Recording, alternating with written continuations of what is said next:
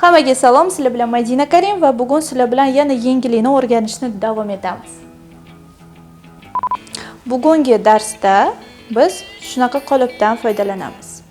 Bu qolip uzuklar uchun maxsus qolip, silikon qolip va hozir oldimda shunaqa har xil toshlar, u toshlarni ham ishlatib dekoratsiya qilamiz. Yana alkogolni chernila, siyohlardan va pastoviy pigmentlardan foydalangan holda har xil uzuklar yasaymiz. Birinchi o'rinda har doimgidek epoksidka tayyorlab olamiz. Bugun men ishlatayotganim yana Amber. Sizlar ham shu epoksidkadan foydalansanglar yaxshiroq uzuklarga. Agar uzukni toshlar bilan dekor qilmoqchi bo'lsangiz, birinchi o'rinda toshlarni terib chiqishimiz kerak, keyin o'sha epoksidkani quyamiz. Xohlasangiz rang qo'shib, xohlasangiz просто без kolorovki. Va yana oddiy rang qo'shib quyib ko'ramiz, pastoviy quyib ko'ramiz. Har xil variatsiyalarni bugun sizlar bilan ko'rib chiqamiz. Давайте birinchi o'rinda hozir oddiy rang qo'shib bitta kolечко qilamiz.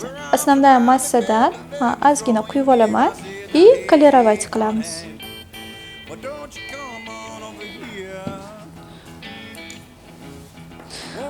Так, давайте розовый. Epoksidkani колеровать qilamiz.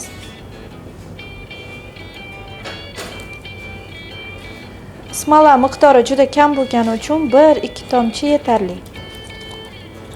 Va aralashtirib olamiz. Smola miqdori kam bo'lgani uchun men dolga juda cho'zilib to'kilyapti, shuning uchun kesib oldim. Endi quyib olsak bo'ladi.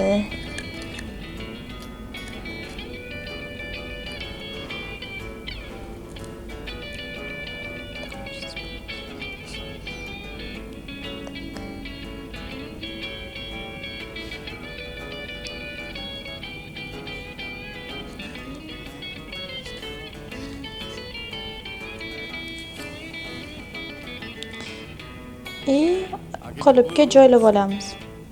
Qolip juda kichkina, shuning uchun shpatel bilan yordam berib olish kerak.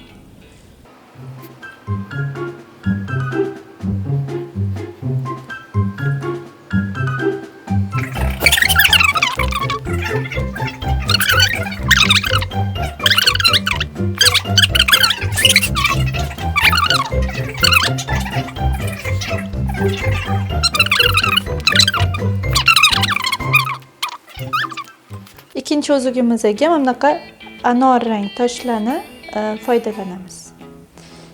Qo'limiz mana hamma yoqimiz.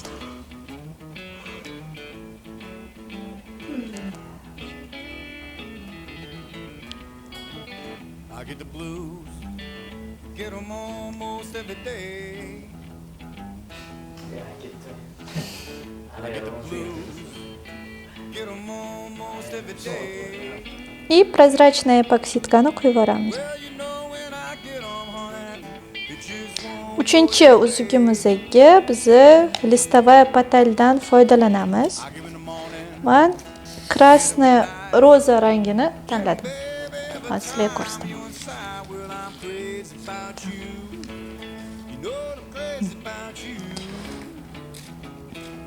Buni biz epoksidkaga ozgina bo'lib solib aralashtirib boramiz. Shunda bizda maydalanib ketadi ichida.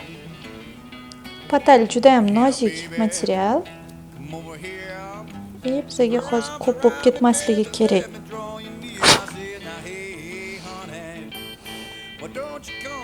Patalni solib maydalab oldim. Endi qolipimizga quyamiz. Uchinchi variantimiz bu. Берем и аккуратно, sekin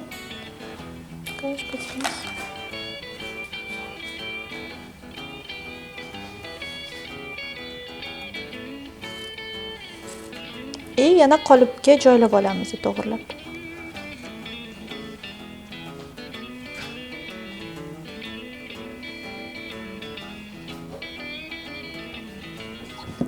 Uchinchi uzugimiz ham tayyor. Keyingi uzugimiz uchun pastoviy pigmentdan foydalanib ko'ramiz. Olamiz,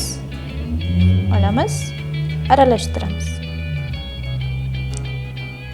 Bu pasta juda konsentrированный, shuning uchun ozgina yetadi. Даже bu ko'p. Hadi.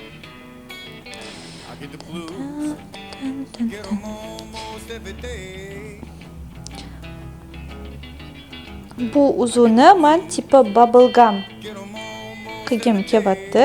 Shuning uchun boyagi pataldan qo'shib yuboramiz ichiga.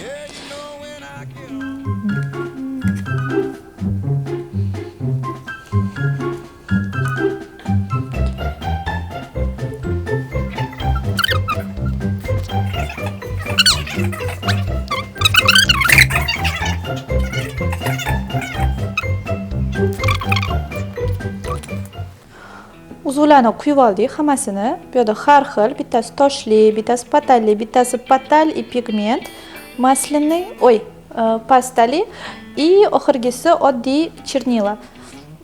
Endi buni ham qotishini kutamiz и qotgandan so'ng demolding qilamiz. Raspakovka vaqti keldi. 1 sutka o'tdi, epoksidka qotdi. Endi uzuvlarimizni raspakovka qilamiz qolipdan. Tak, birinchisi